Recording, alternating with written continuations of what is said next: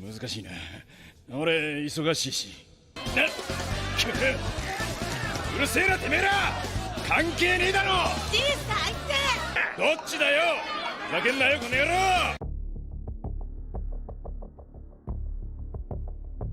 When the Succession War arc began, and we saw that Gon and Killua would not be in this arc, we were surprised. How could this be the case for a story that is somewhat of a shounen, especially in one of its most important arcs, where characters like the Phantom Troop, Hisoka, Illumi, Bisky, Pariston, Senritsu, Hanzo and others gathered? Wouldn't it make sense for Gon and Killua to be among them, especially since Gon had been present in every arc up until that point? It's not easy for a writer to simply discard their main characters like that, especially after having built a large fan base. But after the chapters progressed, with the focus solely on Kurapika, then shifting to newly introduced characters, the quality of the events remained incredibly high, just as we've come to expect from Togashi. I think we all reached the conclusion that Togashi has reached a terrifying point where he can create entire arcs and events that are well done, even without needing the four main protagonists. This becomes somewhat clear when you look at the recent events involving Henrigi, Kaoni Hang, Marina, and Broxon. Yes, these characters have only appeared recently, with just a few chapters dedicated to them, but the element of enjoyment is still very strong, and we've grown attached to these characters and their stories. No one is complaining, asking for the focus to return to Kurapika. Some may think I'm exaggerating, but most current writers struggle to make the audience connect with the main characters, let alone with characters who have just been introduced. Togashi now has the ability to create compelling events from ordinary characters who have just appeared. When I think about it, I go back a bit to the story of Gyro. The episode of Gyro is one of the best episodes I've ever seen, not only in Hunter x Hunter, but in everything I've watched. When you watch that episode, you think, wow, Togashi created a legendary event, completely detached from the main characters. Togashi really made the world empathize with and get excited about Gyro's character from her first appearance. Some may say I'm exaggerating, and that this kind of storytelling exists in many works, and there are writers who are no less skilled than Togashi in this regard, and I completely agree with that. Works by Naoki Urasawa, for example, are full of this kind of narrative style. Suddenly, a character or characters who are almost secondary or ordinary appear and give us events that are etched in our memories, even though they are just secondary characters who appeared only once. He too can do away with his protagonist and dive into secondary characters for several chapters without losing the story's charm. But what makes me focus on Togashi here is that Naoki's works belong to a completely different genre. Agree with me or not, but the strength of Monster, 20th Century Boys and Pluto lies in this kind of storytelling, and they rely on it as the foundation for writing the story. While works like Hunter x Hunter, which started as a shounen, this type of storytelling wouldn't be favoured by many in the plot, and it needs to be handled carefully. Until now, I still hear and see questions about who Gyro is. Is he Meruem's brother? Is Gyro still alive? Where is he? Who is he? As we mentioned, no one wants the story of Gon and Kurapika to stop at a certain point, just to show us the story of a wandering merchant in the city of York New. It's very hard in shounen stories to abandon your main characters and start an event that people would enjoy, especially if the character is completely new to us and won't appear again. That's why you'll find Togashi using these storytelling techniques cautiously, and his story in the beginning followed a clear approach for the audience. From this philosophical introduction, let's ask a trivial question to discuss the idea that was on my mind. What if Ging Freaks was the protagonist of the Dark Continent arc? What if Togashi ignored Kurapika in the continent, just as he ignored Gon, or at least reduced his appearances? How would that turn out?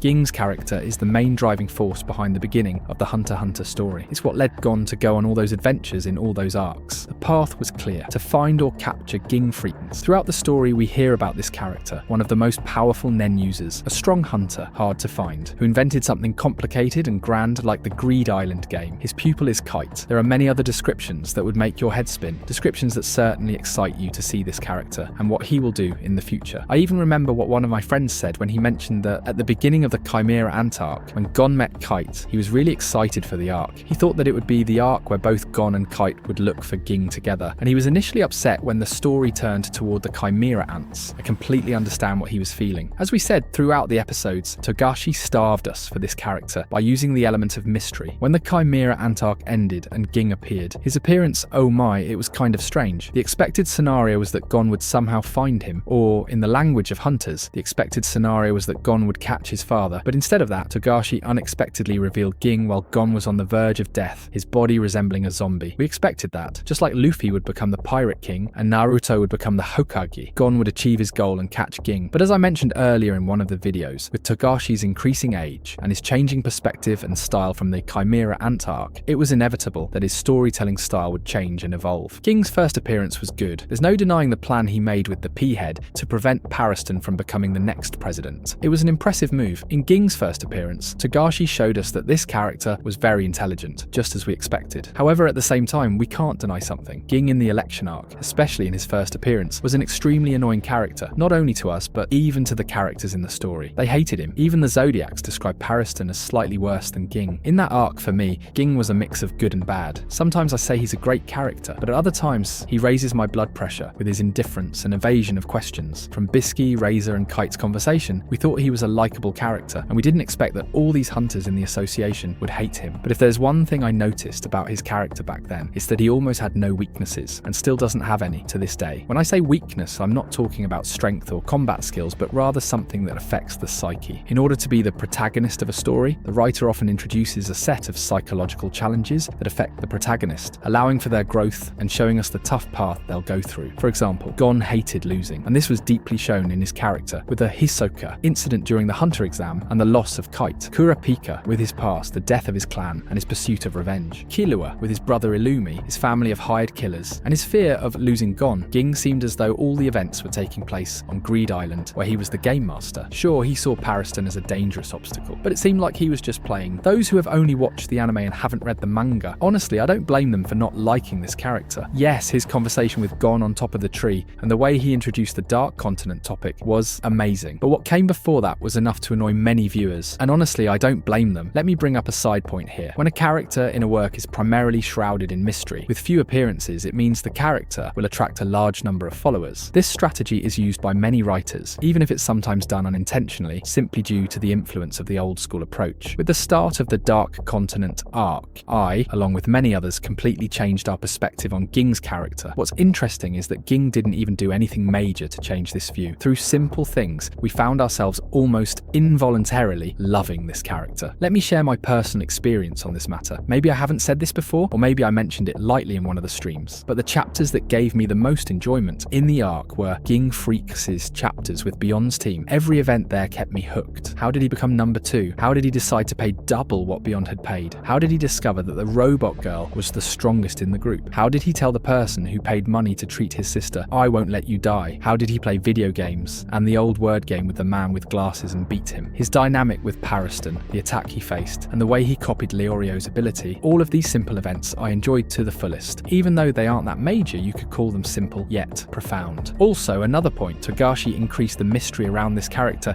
even more by using the name Don Freaks. Yes, before his appearance, Ging was one of those types of characters. I'm talking about characters who have vast knowledge or expertise in the mysterious elements of the story, just like Netero, Zeno, Beyond, and others. Ging is the one who told us about the Dark Continent expeditions, how they ended, what treasures are there, and the catastrophes in that place, and where they are located. All of this was fascinating and mysterious, especially Ging's talk about Don Freakers and the 3 possibilities for the absence of the Western version. When we're talking about a character who's lived for over 1,000 years in the Dark Continent and shares the same lineage as Ging and Gon, it's inevitable that questions like, what's the story of this family, will arise. Did Ging become a hunter for that reason? How did he even know that Don Freaks wrote the book? Is there something hidden about the history of this family? Anything related to Ging's character, you'll definitely find a million question marks above it. His creation of Greed Island, his unique ability, the information he holds, and so many other things. No one can deny that I am a huge fan of the Succession War arc. The assassination plots, the laws, and the organised chaos, this is my passion, and it's clear in my videos. But I'm also a person who loves survival stories in nature. You know that feeling you get at the beginning of the Hunter exam arc, the Chimera Ant arc, or even the early stages of Attack on Titan, where the themes of survival, battles, and character deaths dominate. I hope we reach that stage in the Dark Continent arc. The Dark Continent arc will not be like the Succession War arc. The environment and nature of the Dark Continent are so harsh that even the strongest and most skilled Nen users, like Ging and Beyond, struggle there. So what about the others? When we reach that stage in the story, we'll see more battles, confrontations, and survival attempts. This time though, with the presence of leaders, or the strongest Nen users. I'm not undermining the danger level on the ship, but an arc with Ging, Beyond, the Zodiacs, and a huge name like Don Freakers, along with the 5 great calamities. It's definitely going to be an insane arc. It's almost going to be like the Chimera Ant arc. When you look at the structure Togashi followed in that arc, you realize that Gon wasn't the main focus there, and the story didn't center around him individually. Even Knuckles and Shoot got their share in that arc. The arc was made up of different stories between characters. For example, you had Gon and Kite, Gon and Bito, Gon and Killua, then Meruem with the Royal Guards, Meruem with Kamugi, and Meruem with Netero. Even secondary or semi-secondary characters like Ikalgo had very strong storylines, since the Dark Continent is so vast and there are multiple fronts, teams, or alliances, and since Togashi has been increasing the number of characters with every chapter, it's almost going to be like the Chimera Ant arc.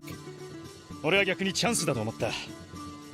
プロハンターって信頼を得れば金はな。 With that, we've wrapped up the simple videos for this week, and stay tuned for something big in the next video. Thank you, and this was SAIKOO with you.